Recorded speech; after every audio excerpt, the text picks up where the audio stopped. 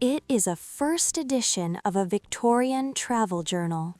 The gold leaf on the spine is still remarkably bright. Wonders of the Southern Stars. What a magnificent title! I have been looking for this specific volume for 3 years. I was hoping to find a book just like this for my library. It seems we both have excellent taste in classic literature. There is a small sketch of a bird on the front page. That is a hand-drawn illustration by the author himself. The paper feels so thick and high quality under my fingers. They don't make books with this much soul anymore, Emma. It has a faint scent of cedar and dried lavender inside. Someone kept this book in a very safe and dry place. Look at the margin notes written in very small pencil. Those are coordinates for a location in the Pacific Ocean. This is exactly the kind of mystery I love to solve. We could be partners in investigating this old journal. I am good at translating the Old English phrases. And I am good at understanding the maps and symbols. The seller is busy talking to a lady about a teapot. We should wait for our turn to ask for the price. I hope it is not too expensive for a teacher's budget. I can help you pay if it means the book stays safe.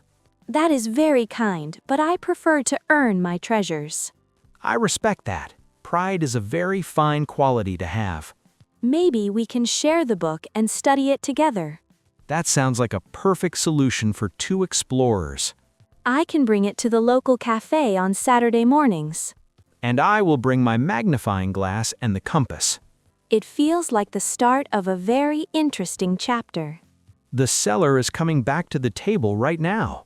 The best comment under this video gets English lessons, completely free. So go ahead and write your comment now. The air here always smells like old paper and adventure. It is much better than the smell of a modern shopping mall. I'm Emma. I usually come here to find books for my students. My name is Arthur. I hunt for objects that tell a secret. This stall has a very interesting collection of nautical tools. That brass compass over there caught my eye from the entrance. It looks like it belongs on a pirate ship from a fairy tale. The needle is still pointing north with perfect accuracy. My students would love to see a real compass during our lessons. Do you teach them about explorers and great sea journeys? We are currently reading a story about a hidden island. Then you need more than just a compass for your class. Look at this stack of letters tied with a purple ribbon. The ink is faded, but the handwriting is quite elegant. I wonder who wrote them and if they ever reached their home. Flea markets are full of letters that never found their way. I feel like a detective every time I move a dusty box. That is the best part of being a collector of memories. Sometimes I find pressed flowers between the pages of poems. I once found a silver key inside a hollowed-out dictionary. Did you ever find the lock that the key belonged to? Not yet, but I carry the key in my pocket for luck. You have a very romantic view of these old dusty things. Every object was once someone's most precious possession. I try to teach my students that every word has a history. You sound like a teacher who truly loves her profession. It's easy to love it when you share beautiful stories. Wait, look under that pile of old postcards over there. It looks like a corner of a dark green leather cover. I think we have found something very special today, Emma. Good morning. We are interested in this green leather book. And I might be interested in the brass compass as well.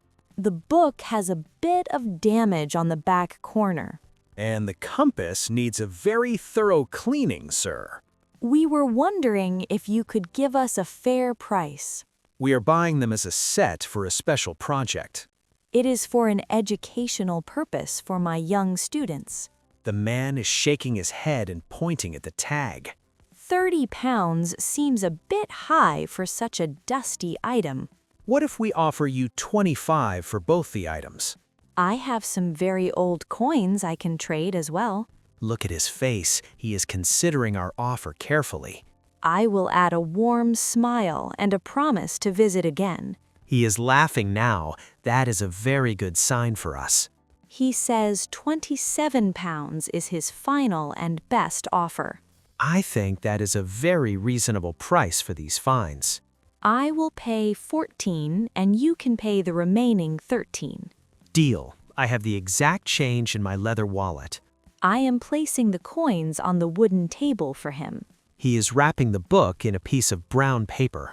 I will carry the book because I have a large tote bag. I will take the compass and put it in my jacket pocket. We made a great team during that little negotiation. You have a very persuasive way of speaking, Emma. It comes from years of convincing children to love grammar. I should take some lessons from you for my next auction. I will be happy to teach you the art of the gentle bargain. Let's find a place to sit and look at the pages properly. There is a small bench under the big oak tree over there. The sun is shining perfectly for reading old handwriting.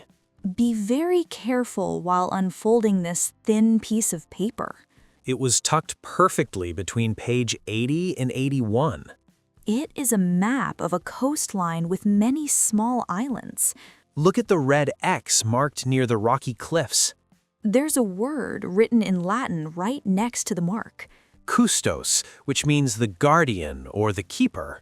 What could a guardian be doing on a deserted rocky island? Perhaps it refers to a lighthouse that is no longer there. Or a secret cave that only appears during the low tide. The map is dated 1842. That was a time of many great naval discoveries. Ema. My compass fits perfectly with the scale of this drawing. Do you think the treasure is still waiting there for someone? The real treasure is the story that led us to this map. I can't wait to show this to my class on Monday morning. They will be the most excited students in the whole city. We can create a whole lesson plan about geography and history. I can bring some of my other maps to show them too. They would absolutely love to meet a real collector like you. I would be honored to share my passion with the children. Look, there is a signature at the bottom of the map. It is the same signature that is on the front of the book. Captain Silas Thorne, the man who saw the southern stars. He was famous for finding paths through the most dangerous reefs. And now we are holding his personal notes in our hands. It makes the world feel much smaller and more connected. I feel a sudden drop of water on my forehead. The sky has turned gray very quickly while we were reading. We should find some cover before the ink gets wet. Follow me. The coffee stall has a very large canopy. We reached the shelter just in time for the downpour. The sound of the rain on the fabric is quite relaxing. I am holding the book tight so not a single drop hits it. You are a very protective guardian of literature, Emma. I believe that books are living things that need our care.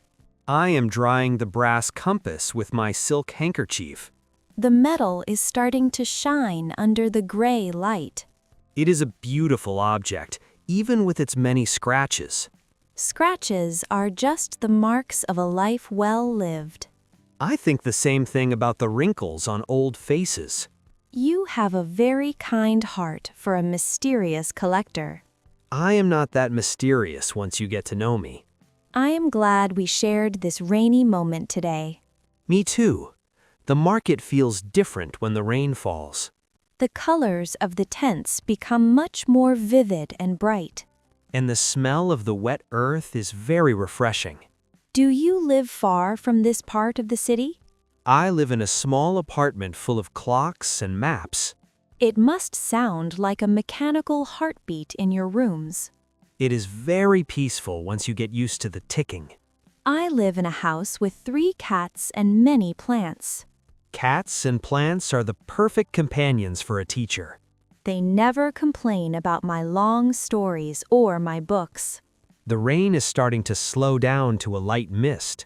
I can see a bit of blue sky peeking through the clouds. We should probably start moving before it gets dark. I will put the book back into the protective paper. And I will help you carry your bag to the main gate. You are a true gentleman of the old world, Arthur. I try my best to live up to the stories I read. The air feels so fresh after the storm has passed. The sunset is turning the puddles into mirrors of gold. This has been one of the most interesting Sundays of my life. I feel exactly the same way about our little adventure. Here is the book. I will take it home to study the notes. I trust you completely with its safety and its secrets. I will write down everything I find and send you a letter. I would prefer to hear it from you in person, Emma. Then we shall meet at the cafe as we discussed before. Saturday at 10 o'clock in the morning? Does that work? That is perfect. I will bring my notebook and my cat's photos. I'm looking forward to seeing both the notes and the cats. I have a small gift for you before we say goodbye. You don't have to give me anything. Our find is enough. It is a bookmark I made with a pressed autumn leaf. It is beautiful. It will look perfect inside my new journal. I have a small package for you to take home too. Is this the wrapped parcel you were holding earlier? Yes, I bought it while you were looking at the clocks. It is a vintage inkwell made of blue glass. I thought it would look nice on your desk next to your maps. It is the most thoughtful gift I have received in years. Every inkwell needs a good story to fill it up. I will use it to write my notes about Captain Thorn. We have truly turned a simple market visit into a mystery. The best mysteries are the ones we share with a friend. Goodbye, Arthur, and thank you for the wonderful day. Goodbye, Emma. I will see you on Saturday morning.